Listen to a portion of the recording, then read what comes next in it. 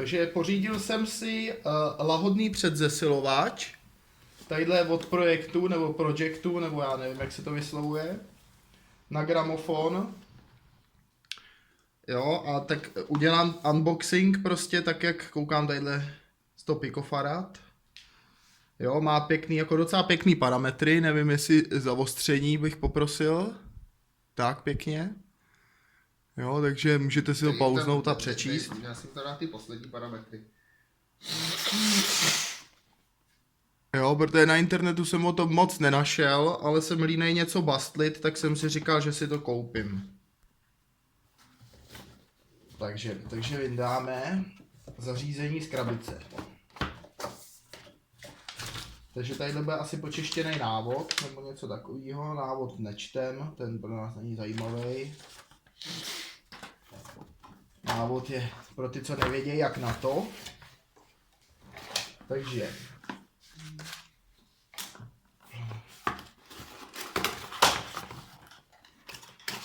pulzní zdroj, k tomu jsme dostali. Ach jo, tak to bych vyhodil. Takže ten nám tam bude chrastit prostě. Jsem zvědavý, jestli to bude mít dobře odfiltrovaný.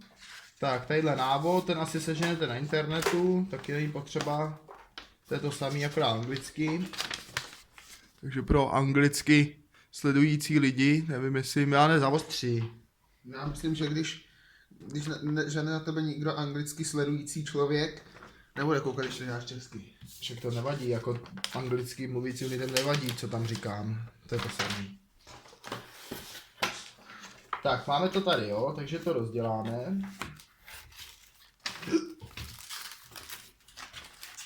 To je zajímavý způsob balení. Takovej nic moc, no. Je to v plechové Je to krabičce, rutý. ze spoda, z vrchu plast.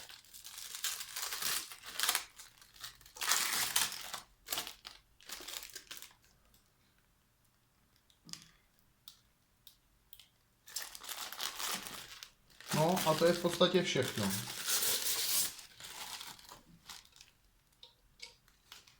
To je v podstatě všechno. Já to nejdřív vyzkouším, jestli to funguje, Funguje. a pak se podíváme dovnitř. Ale moc se mi teda nechce odlupovat ty nožičky. Ježíšmene, vy mi nechte, ono bude nalepit zpátky. Jo, bude upadne. Neupadne. To je nasunovací. Takže jsem se teda rozhodl, že to nebudu zkoušet a rovnou to rozeberu. Takže tohle to je teda levá horní.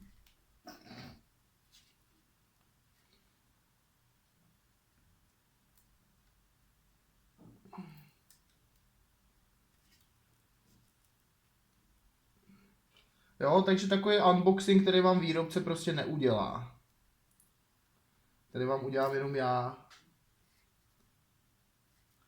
Pak zjistím, že to je nefunkční, takže si to budu muset spravit sám a nebudu to moc reklamovat.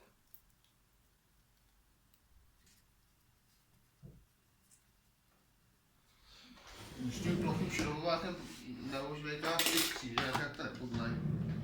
No právě, že ten ožvejkáš jedině křížákem.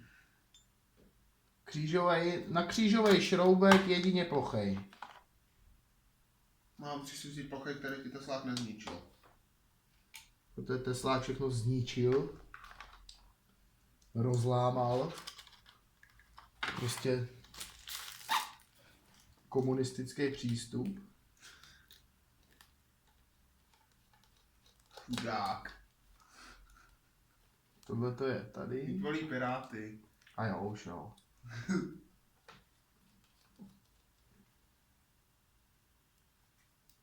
Tady.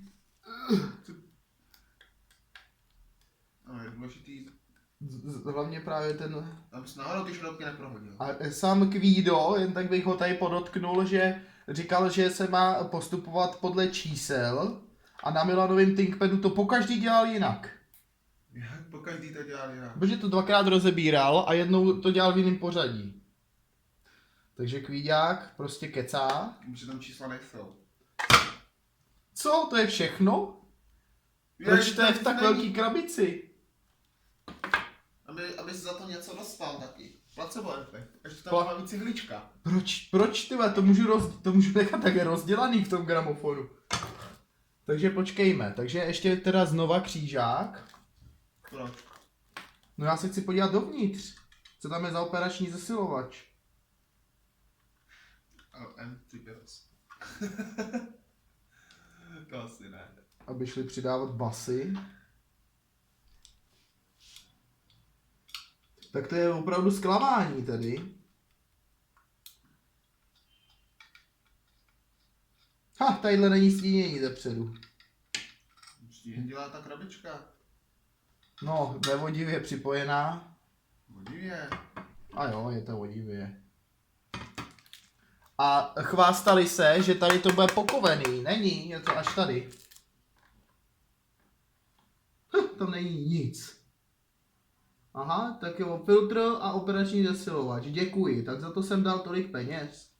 Víš, já jsem ti to říkal. To snad není pravda. Co jsem chtěl mít jinýho? Transistory? Chtěl jsem mít prostě něco kvalitně udělanýho. Ty vole, tak to mě ho vyndej. Můžeš to jít vrátit, že se ti to nelíbí. Že jsi to rozebral? Ty vole. Filtr od zdroje, aby tam nepískal bzučák, 2 elektrolyty levný a 2 operáky. A teď ještě jaký operáky, takže podíváme se blíže. Musíš ale light steam. Však já to tady už javím pájku. Musíš to tak, že to vypaduješ. Takový krám.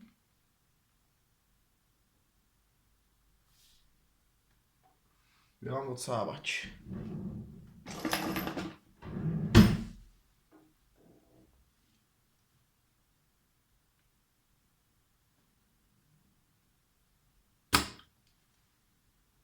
Nic moc teda no. Budu muset asi nahřát a jen tak odtáhnout. Ako? Určitě. K čemu? Že to hraje líp. Tím se mi začalo dobře odsávat.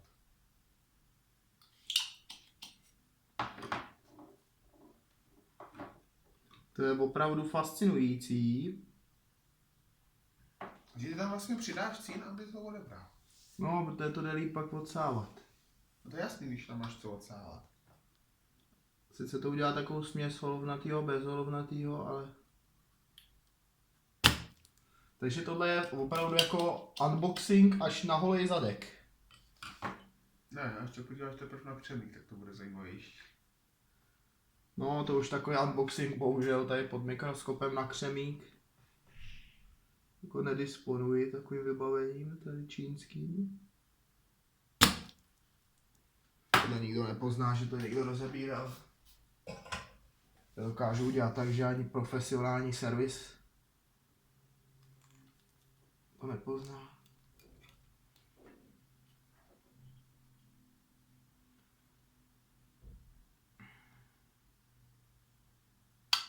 Tady to upadlo. Tady to možná udělám ještě jednou. Tady to upadlo.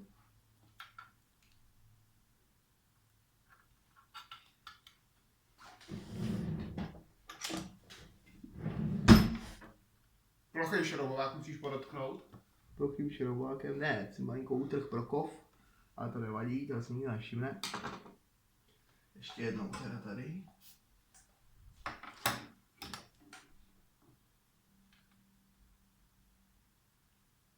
Těněně připájeno na 4 místech. A tam jsem to chtěl vysypat. Jo, takže to je stínění prostě alá, ty vole, nic jako. Když to můžeme na 4 místech, co se tě nelíbí. To má být po celý dílce, aby se přes ty štěrbiny nic nedostalo. Už žádný štěrbiny. Je zalisovaný.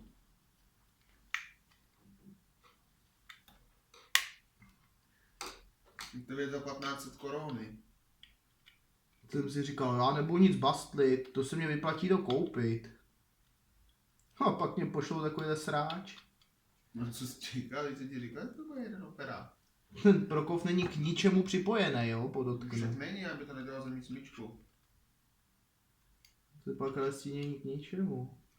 Je připojený v jednom bodu tím červeným drátkem. Ten vytrh Prokov, teď už to pozná, je to někdo rozebíral, no. Prokov utržený. Ale máš tam 2 operáky. A jo, je jich tam víc než jeden. To už je zařízení za 50 korun.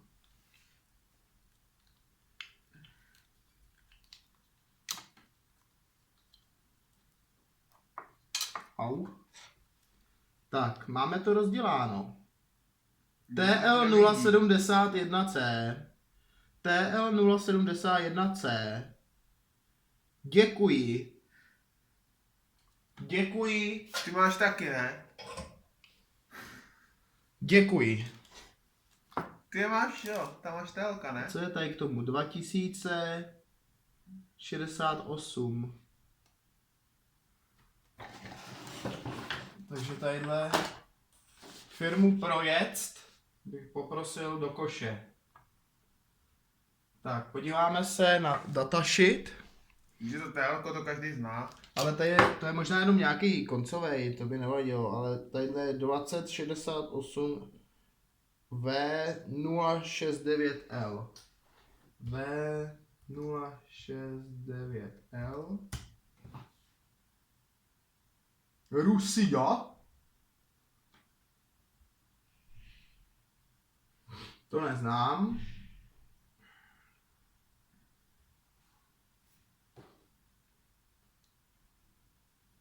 V069L je RC. A tadyhle to je předtím 2068. 2068. Tady není nic. Na chvíli přijdu. Podíváme se na eBay.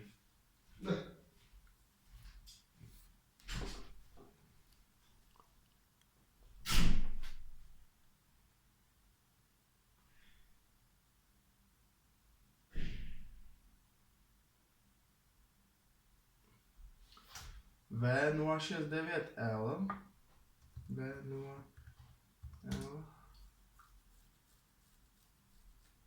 Ach jo, běžte do prčic. Není nic. Není to VO. 69L. Nic.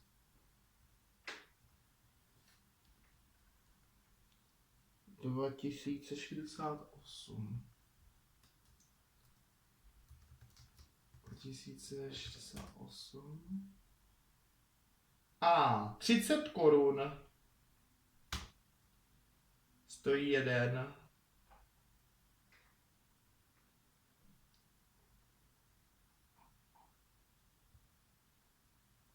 Takže co to máme? JRC 2068.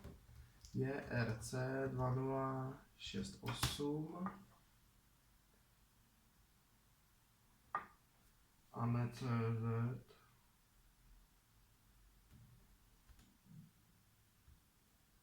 Operační zesilovač. Tak to je opravdu velice příjemné. Velice příjemné.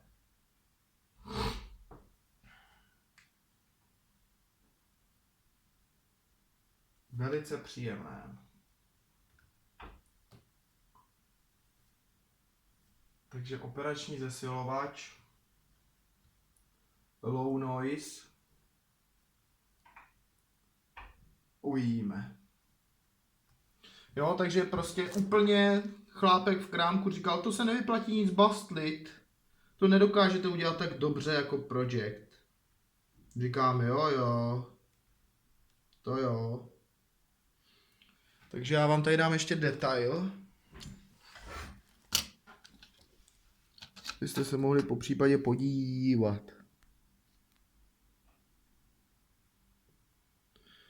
Tadyhle je nějaký zdroj, to jsem vůbec nezkoumal. Tadyhle to je to JRC. JRC kolik? 20 něco? 2068. JRC 2068. Tadyhle je TLO 71. druhý kanál. No. Takže velice příjemné. Nákup úplně na prd.